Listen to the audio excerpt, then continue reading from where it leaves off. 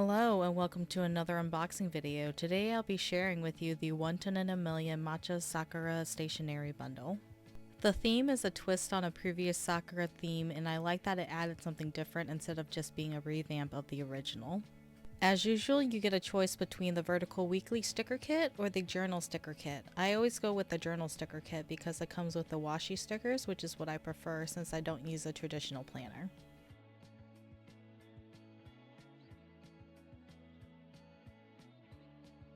With this bundle, we get a new item, which is the wood bookmark that can be used to hold washi samples. You also get a plastic card that you can use for washi samples as well, or just for cutting washi.